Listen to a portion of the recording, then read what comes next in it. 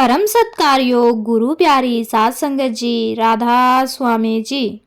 साध संगत जी, बाबा जी जब सेवादारों को सेवा करते देखते हैं तो बाबा जी को बड़ी खुशी मिलती है जी। और सेवादारों को बाबा जी स्पेशल दर्शन और अपने हाथ से प्रसादी भी देते हैं जी। लेकिन आज मैं आपको एक ऐसी बात बताने जा रही हूँ जिसमें बाबा जी एक सेवादार को देखकर मुस्कुराते थे। और जब भी बाबा जी का सामना उस सेवादार से होता तो बाबा जी मुस्कुरा पड़ते, लेकिन कुछ न कहते। और ये बात सेवादार को थोड़ी अजीब लगती थी। आइए विस्तार से सुनते हैं इस घटना को। साध संगत जी, हम सब अक्सर सुनते हैं कि बहुत सारे सेवादार कहते रहते हैं कि जब मौत आए तो गुरु घर की सेवा करते करते आए। आखिर सेवा में ऐसा क्या है? जो संगते अपने काम धंधे, अपने बच्चे परिवार सबको छोड़कर सेवा करने पहुंच जाते हैं, जिस सेवादार को देखकर बाबा जी मुस्कुराते थे, वो कोई आम आदमी नहीं बल्कि एक अरबपति था। अगर उसको किसी शहर का राजा बनाया जाए तो कोई गलत बात नहीं होगी। उसके पास अपार धन दौलत थी। उसका नाम दुनिया के बड़े अमीरों में गिना जाता था। लेकिन वो संत मत से ऐसा जुड़ा हुआ था कि बचपन से ही उसकी रुचि डेरे की तरफ थी जी। इस अमीर आदमी के माता पिता भी शुरू से सत्संगी थे और वो भी शुरू से ही बहुत अमीर थे। इस आदमी का रुझान डेरे की तरफ इतना ज़्यादा था कि जब इसको सेवा पर जाना होता था तो ये अपनी जरूरी से जरूरी मीटिंग को भी छोड़ दिया करता था और कई कई दिनों के लिए डेरे और दूसरे मेजर सत्संग घरों में जाकर वहाँ जो भी सेवा मिल जाए उसको करने लगता था। करोड़ों रुपए की कार से डेरे पहुंचकर ये वहां डेरे की सड़क को झाड़ू मारने की सेवा भी बड़ी खुशी से किया करता था। कभी इसकी ड्यूटी लंगर में दाल बरताने की लगाई जाती थी तो कभी मिट्टी की सेवा में ये लंगर से सेवा करता था। और बाबा जी जब भी सेवादारों को दर्शन देने आते तो दूसरे सेवादारों को देखकर बाबा जी कोई रिएक्ट नहीं करते थे, लेकिन इस अमीर भाई को देखकर बाबा जी मुस्कुराने लग पड़ते थे। और ये बात इस अमीर भाई को अजीब लगती थी। बाबा जी के जाने के बाद ये सोचता था कि आखिर बाबा जी मुझे देखकर हंसने मुस्कुराने क्यों लगते हैं? क्या मेरी सेवा में कोई कमी है या फिर मेरे चेहरे को देखकर बाबा जी हंस पड़ते हैं?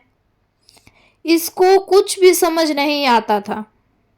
और ऐसा एक बार नहीं बहुत बार बाबा जी कर चुके थे। कभी ये दिल्ली में सेवा कर रहा होता था तो कभी डेरे में। हर बार बाबा जी जब भी इस भाई से मिलते तो बिना कुछ बोले मुस्कुरा पड़ते। जब ऐसा बार बार होने लगा तो इसने इस बात का जिक्र दूसरे सेवादारों से किया, लेकिन किसी के पास भी इसके सवाल का जवाब नहीं था। फिर एक बार इसके जत्थेदार ने इसको बाबा जी से मिलवाने की बात कही और कहा कि तू खुद ही बाबा जी से पूछ लेना, आखिर वो हमेशा तुम्हें देखकर मुस्कुराते क्यों हैं। तो एक बार डेरे में जत्थेदार की विनती पर बाबा जी ने उस अमीर भाई की बात सुनी। अमीर भाई पूछने लगा कि बाबा जी, क्या मेरी सेवा में कोई कमी है? आप मुझे देखकर मुस्कुराते क्यों हो? ये सवाल मुझे बहुत परेशान करता है। कृपया आप मेरी परेशानी को दूर कर दो। ऐसे तो मुझसे सेवा भी नहीं हो पाएगी। तो बाबा जी ने कहा कि बेटा, तेरी सेवा तो सबसे अच्छी है। मैं तो सिर्फ इसीलिए मुस्कुराता हूँ कि कई साल पहले भी तूने एक बार डेरा में सेवा की थी और उस समय तू कुछ और ही था। ये सुनकर अमीर भाई कहने लगा कि बाबा जी, मैं तो बचपन से डेरे से जुड़ा हुआ हूँ और सेवा भी करता आ रहा हूँ। जैसा मैं आज हूँ वैसा ही पहले भी था। उम्र बढ़ने के कारण चेहरा थोड़ा अलग जरूर हो सकता है। तो बाबा जी ने कहा कि नहीं बेटा, मैं तेरे बचपन से भी कई साल पहले की बात कर रहा हूँ। तब तू एक मजदूर हुआ करता था। अब बाबा जी की इस बात को सुनकर अमीर आदमी सोच में पड़ गया और मन ही मन सोचने लगा कि बाबा जी ये सब क्या कह रहे हैं। तो अमीर आदमी की हैरानी देखकर बाबा जी ने कहा, मैं तेरे पिछले जन्म की बात कर रहा हूँ। उस समय तू एक मजदूर हुआ करता था और इसी डेरे में तू दिहाड़ी पर आया करता था। और जब तू देखता था कि महाराज जी सभी सेवादारों को सेवा करने के बाद दर्शन देते हैं और प्रसादी देते हैं, तो एक दिन तेरे मन में भी आया कि आज तू बिना दिहाड़ी ही डेरे में सेवा करना। जब ये बात तूने अपनी पत्नी से कही तो वो भी कहने लगी, ये तो बड़ी अच्छी बात है। अगर गुरु के हाथ से प्रसादी और गुरु के दर्शन नसीब होते हैं तो आप एक दिन बिना पैसे के सच्ची लगन से डेरे में सेवा कर दो। एक दिन हम नहीं खाएंगे तो कुछ नहीं होगा। और उस दिन तूने इतनी लगन से सेवा की थी जितनी लगन से तू दिहाड़ी भी नहीं करता था। दूसरे सेवादार शाम के 5 बजे सेवा करके और दर्शन करके चले गए थे, लेकिन तू सेवा में इतना मगन हो गया था कि तुझे ये तक पता नहीं चला कि महाराज जी सेवादारों को दर्शन देकर चले गए हैं। और जब 7 बजे तू सेवा से हटा तो तुझे होश आया और तूने देखा कि सब जा चुके हैं, लेकिन तेरे इंतजार में महाराज जी वहीं बैठे हुए थे और महाराज जी ने तुझे अलग से दर्शन दिए और प्रसादी दी और तेरी उस एक दिन की सेवा का फल तुझे इस जन्म में मिल रहा है। इस बार तेरा जन्म एक सत्संगी परिवार में हो गया और मालिक ने तुझे इस जन्म में राजा बना दिया। तेरी पिछले जन्म की सेवा और सिमरन अधूरा रह गया था, जो मालिक तुझसे अब इस जन्म में पूरा करवा रहा है। बाबा जी की बातों को सुनकर सेवादार हैरान रह गया और बाबा जी के जाने के बाद यही सोचता रहा कि सिर्फ एक दिन की सेवा का इतना मीठा फल मिलता है, तो सारी उम्र की सेवा के बदले तो मालिक ना जाने क्या दे देता होगा। साथ संगत जी, बहुत सारे कमाई वाले जीव अक्सर कहते हैं कि सेवा के बदले गुरु अपने सेवादारों को जो देते हैं, अगर सेवादारों को पता लग जाए तो कोई भी सेवादार कभी अपने घर वापस नहीं जाएगा। साथ संगत जी, लेकिन हर कोई इस अमीर आदमी जैसा किस्मत वाला भी नहीं होता। कई ऐसे भी लोग हैं इस संसार में जो सेवा तो करते हैं लेकिन सेवा का मतलब नहीं जानते और सेवा के बदले मिलने वाले प्रसाद और आशीर्वाद की बेकदरी कर जाते हैं। ऐसी ही एक और बात मैं आपको बताती हूँ। जब एक मजदूर को सेवा के बदले मिले प्रसाद और आशीर्वाद की बेकदरी करना महंगा पड़ गया, उस समय बड़े महाराज जी गद्दी पर हुआ करते थे और उस समय भी डेरे में काम करवाने के लिए कुछ दिहाड़ी मजदूरों को बुलवाया गया था। वो सब दिहाड़ी मजदूर शाम होते ही अपने पैसे लेते और डेरे से बाहर निकलते समय देखा करते थे कि डेरे के गुरु यानी कि महाराज जी सभी सेवादारों को दर्शन देते हैं और प्रसादी भी देते हैं।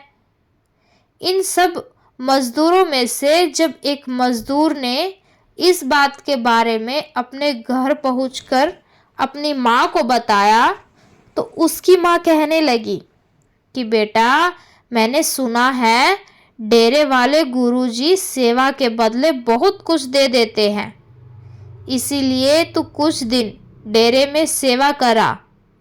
मैं अपना और तेरे पिता का गुजारा कर लूँगी, तू हमारी चिंता मत करना और दिल लगाकर सेवा करना। तो अपनी माँ की बात को सुनकर ये मजदूर 10 दिन की सेवा करने डेरे में चला गया। इसने वहाँ पूरे 10 दिन बहुत सेवा की और जब ये सेवा कर रहा था तो पीछे से इसके घर एक चमत्कार हो गया।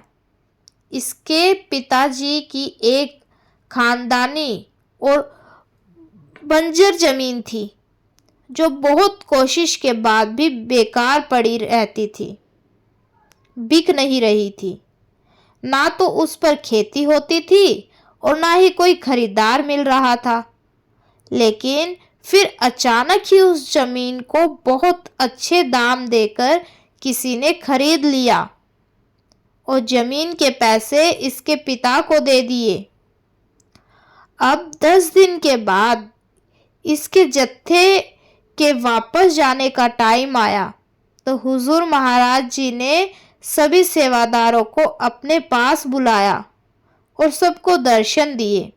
सबको आशीर्वाद देते हुए कहा कि मालिक की कृपा बनी रहेगी और आपको सबको प्रसादी के पैकेट दिए।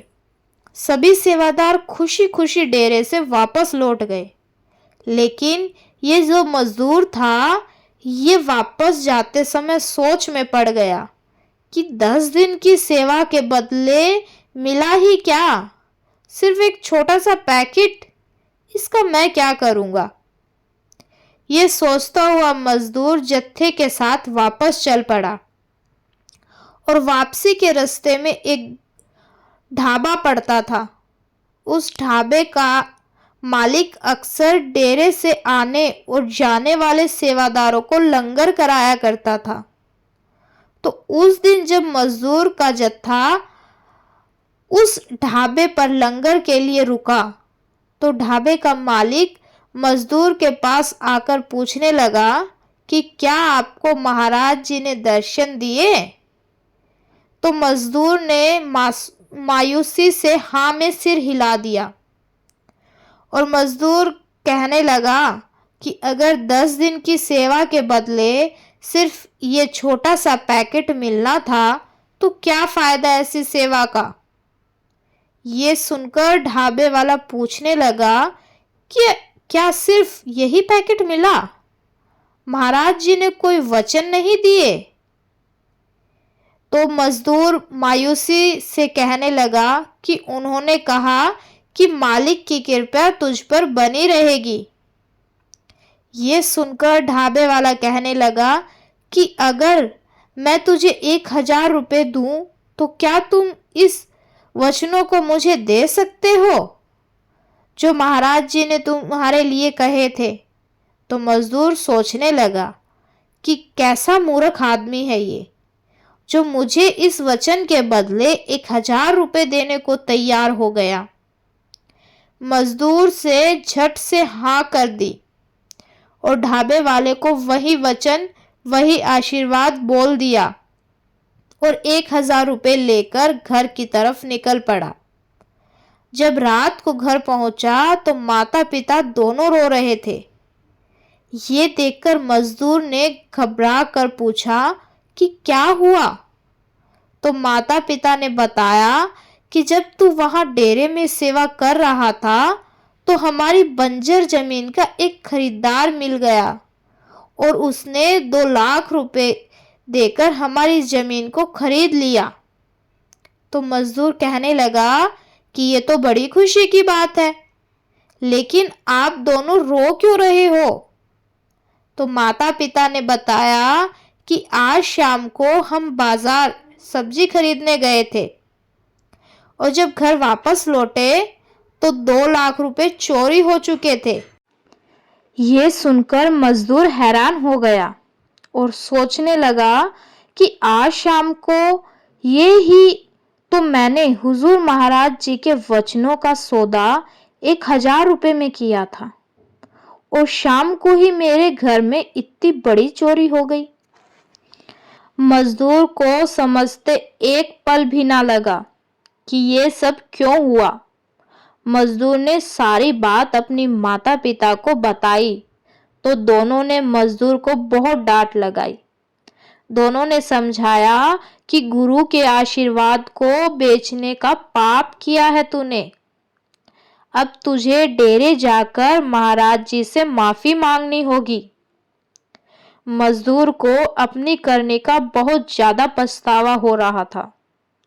मजदूर को तो उस मालिक ने सेवा के बदले इतना कुछ दे दिया था, लेकिन मजदूर ने कदर नहीं की और मालिक ने सब वापस छीन लिया।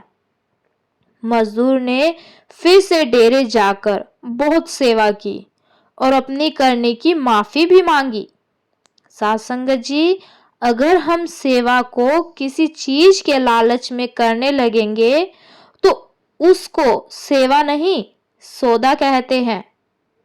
सेवा के बदले मालिक ने क्या देना है और क्या नहीं, ये सब मालिक पर छोड़ देना चाहिए। हमें तो सिर्फ निष्काम और निस्वार्थ भाव से सेवा करनी चाहिए। इसी के साथ मैं आपसे विदा लेती हूँ। आप भी इस वीडियो को शेयर करने की सेवा जरूर कीजिए जी और कमेंट में राधा स्वामी लिखना ना भूले जी। जो संगत चैनल पर पहली बार आई है उनसे विनती है कि संगत के अपने इस चैनल को सब्सक्राइब करके और बेल आइकन को जरूर दबाएं जी। और जो संगत इस चैनल से नहीं जुड़ सकी है उनको ये वीडियो जरूर साझा करें जी, ताकि वो भी सेवा के मतलब को समझ सके जी और परमार्थ के मार्ग से जुड़ सके जी। गुरु प्यारी साध संगत जी, राधा स्वामी जी।